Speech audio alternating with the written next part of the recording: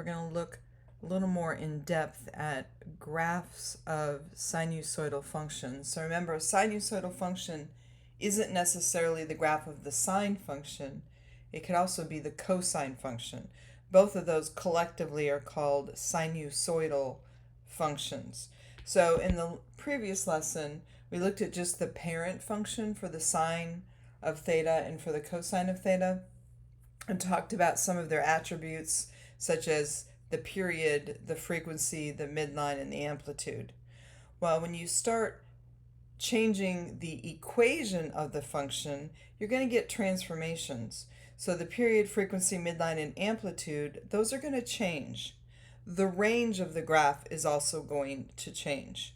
So before we start looking at the equations and how changes to the equation are going to cause these transformations, let's just look at some graphs and see if we can come up with the characteristics of the graph just by looking at it.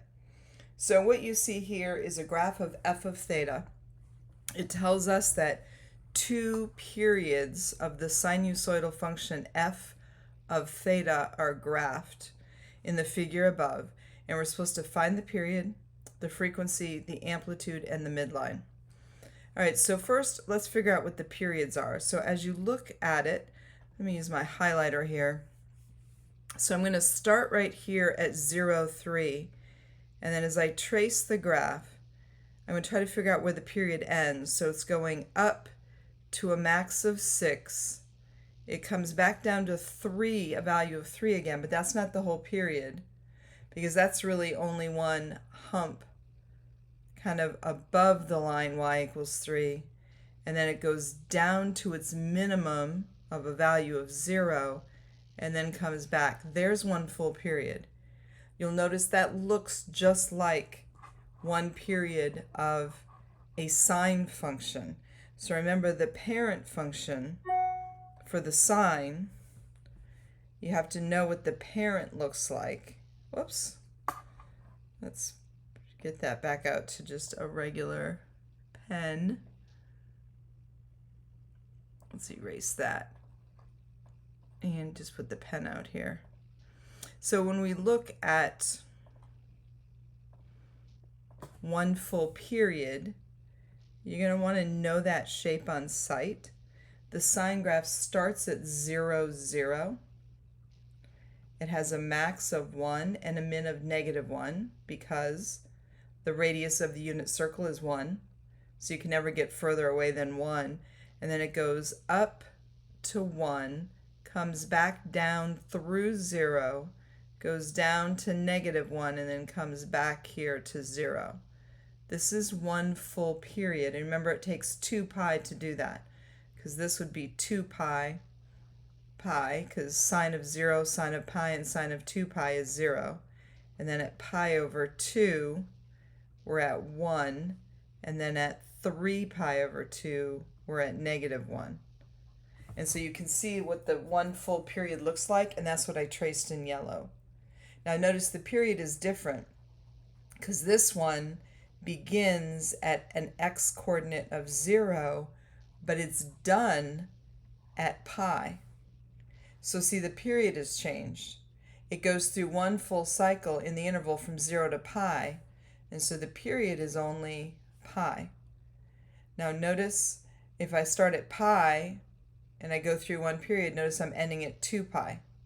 Remember, one full period goes middle, max, middle, min, middle. It takes 1, 2, 3, 4, 5 of these crucial points here, important points. It takes 5 of those to make one full cycle. Again, middle, max, middle, min, middle. Now it can start anywhere. If I start at a max and I count 5 points, it'd be 1, 2, 3, 4, 5, and notice that would end one full cycle. Now it doesn't look like a full period, but those 5 points would be a period. Notice in that case it goes max to max. If you go from max to max, that's a period. If you go middle, max, middle, min, middle, that's a period. Now, what if I start at the mid and count 5 points? 1, 2, 3, 4, 5. That's not middle, that's min. Notice min to min also is 5 points, and that's a period. So it doesn't matter which 5 points, but if you do 5 full points using mins, middles, and maxes, that's going to be 1 full period. However you look at it, the period is pi. Remember, the frequency is the reciprocal of the period. So the frequency is the reciprocal of the period is the way that the College Board defines it. Other textbooks define it a different way, but we're going to do the reciprocal of the period, so that'll be 1 over pi.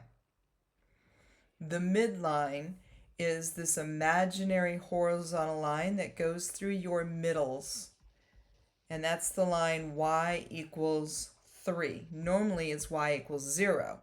So see this graph, looks like it's been shifted up 3. It's like the normal graph, but it's been shifted up 3. The amplitude is the distance from the middle to the max or the middle to the min, either one. So notice the middle is at 3, the max is at 6, that distance is 3. It's kind of the height of that one hump. And then from 3 to 0, see that distance is also 3. All of these humps, the height of them is 3. Amplitude is always positive, and so my amplitude here would be 3. And then in future lessons, we'll talk about, well, what would the equation of that function now be? All right, so now here's another one. It says several periods of the sinusoidal function g of theta are shown in the figure above. Find, again, all those same things. So now when I trace that, first, clearly the maxes are at 3. The mins are at -1. The middles will be halfway between that. The distance from 3 to -1, that's a distance of 4. 3 minus -1 is 4. Cut that in half and you get 2. That tells you the amplitude. So if I'm at 3 and I go down 2, that puts me at 1. And then if at 1 I go down 2, see that puts me at -1. That means the middles are at 1. Now that's how I figure out the middles. You can also do the midpoint between the max and the min. So if you want a formula and not just figure it out logically, do the max plus the min divided by 2 to get the middle. So that would be 3 plus -1 divided by 2, which is 2 divided by 2, which is 1. So again, this will give you the middle if you're a formula kind of person. I just like to kind of reason it out, but you can do it either way. So that tells you your midline right there is y equals 1. And so now I know the amplitude from 1 to -1 is 2. From 1 to 3 is 2. See, I had figured that out really basically right here. The amplitude is 2. Now the period takes 5 points. So look, this starts at a max. Do 1 and count maxes, middles, and mins. 1, 2, 3, 4, 5. Notice it's max to max. The distance there is 0 to pi over 2, so the period is pi over 2. See, if I count again, 1, 2, 3, 4, 5. See, that puts me here. That distance is pi over 2. Now again, you can take any point, start anywhere you want, and count 5 points. I usually just start with the first one that's on the y-axis, and I get my 5 points again. Max to max is going to be a period. Every time you add pi over 2 to the input, you get another input that has the same output of 3. It just keeps repeating. So the period is pi over 2. The frequency is the reciprocal of the period. That would be 2 over pi. So my frequency is 2 over pi. Well, let me show you something else about the frequency. What I usually do with the frequency so that it tells me something, because 2 over pi, I'm like, well, what does that tell me? Well, what do I know about the graph? If you change that fraction to have a denominator of 2 pi, which would be 4 over 2 pi, that will tell you how many periods fit in an interval that's 2 pi wide. So notice if I go from 0 to 2 pi, which is this entire graph, based on the frequency, there should be four full periods from 0 to 2 pi. So let's get out the highlighter here. And now let's trace from 0 to 2 pi and count the number of periods. So notice there's 1 period, 2 periods, 3 periods, 4 periods. So there's 1, 2, 3, 4 periods in an interval that's 2 pi wide. That's what I usually use the frequency to figure out.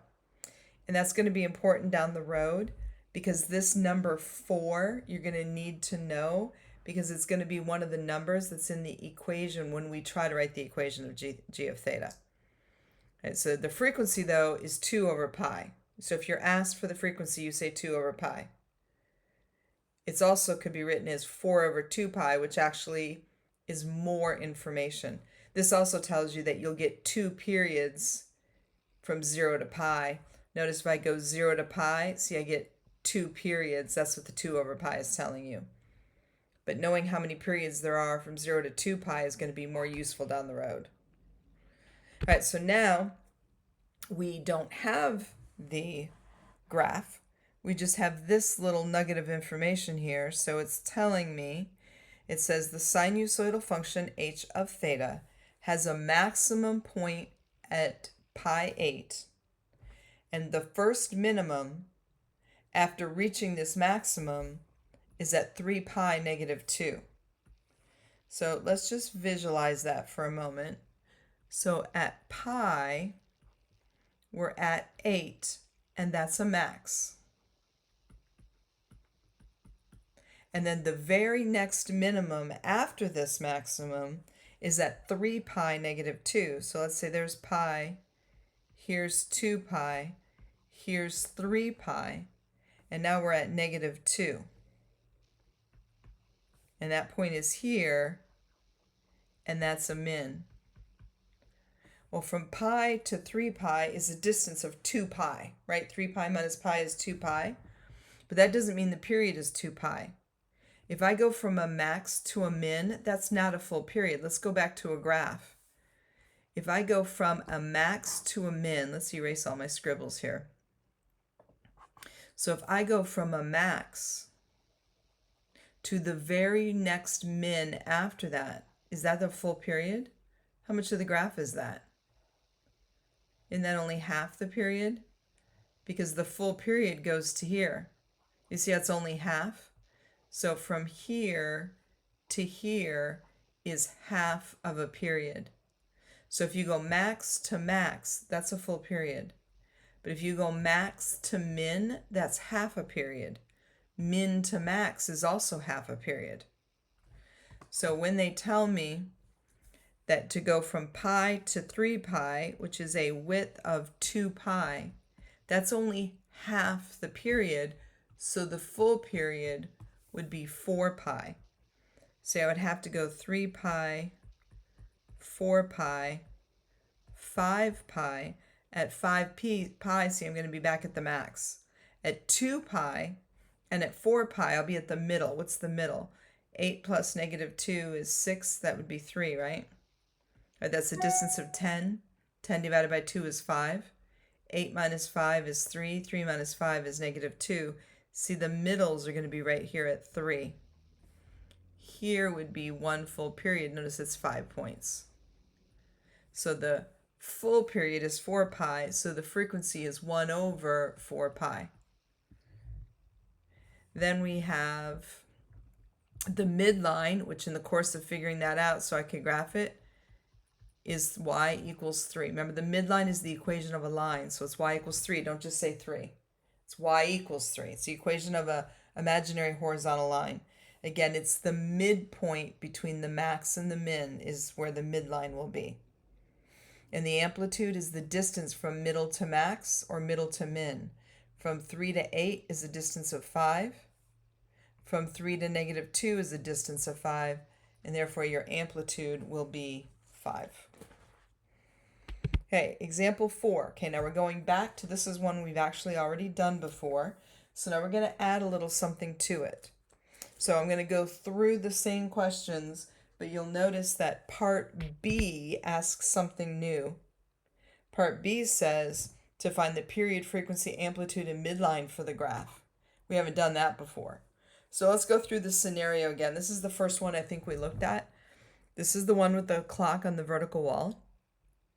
The clock has an 8-inch moving minute hand. That's the radius of the circle right here is 8. So the distance from here to here is 8, and the distance from here to here would also be 8. So the diameter of the clock is 16. At time equals 0, the minute hand is pointed directly up at the 12. So right here, that would be at time equals 0. However, the clock is not working properly, and the minute hand is moving twice as fast as it should. The next time the minute hand points directly up at the 12 is 30 minutes. See, that's the period. So the period is how long it takes to get from max to the next max. The max is here. That's the highest point above the ground. So the period is 30. And then it says, as the minute hand moves, the distance between the end point of the minute hand and the floor periodically increases and decreases. Okay, I skipped a sentence here. The center of the clock is 120 directly above the floor. So the distance from here, from right here, the middle of the clock, down to the floor, that distance is 120. And since this distance is 8, that means up here, the top of the clock would be 128 inches above the ground. The middle of the clock is 120 inches above the ground. And then the bottom of the clock right here would be 8 inches less than 120, which is 112. There's your min, your middle, and your max. So min, middle, max. We know we're at the max at time equals 0. See, and F is a max. F is a max, and P is a max. Well, we know when we're there. At time equals 0, we're at the max, which is 128. And at time equals 30, we're at the max, which is 128. Half of 30 is 15, so that would be J. See how they're evenly spaced? So from F to J is going to be 15 minutes. That's going to put you at your min right here. That would be halfway around the clock. If it takes 30 minutes to go all the way around the clock, it's going to take 15 to get halfway around. And that's going to be the min 112. Now if it takes 15 to go all halfway around the clock, half of 15 is 7.5. So at 7.5 minutes, you would be at the 3. That's going to be G 7.5. And that's 120. That's your middle. And now you just add 7.5. 0 plus 7.5 is 7.5. 7.5 plus 7.5 is 15. 15 plus 7.5 is 22.5. And 22.5 plus 7.5 is 30. And then this is back to a middle, 120. So notice that you go max, middle, min, middle, max on the y's. And then notice the x's are evenly spaced. 0, 7.5, 15, 22.5, 30. To figure out how much it is for each one, take one full period and divide by 4. 30 divided by 4 is what? So that's 28, 20, see, 7.5. That tells you how far to space your x's out. So we already had done that one before, so it's just a repeat of that. That was the first one in our notes. I think it was the Friday before winter break. And then they want us to find the period, frequency, amplitude, and midline for the graph of H. So let me label these points again. So this is 0, 30, 7.5, not 0, 30, 0, 128. That was 128. That was the max, was 128. All right, so 0, 128. then 7.5, 120. So you subtract 8. And then this was 15, 112. And then 22.5, 120 again. And then 30, 128.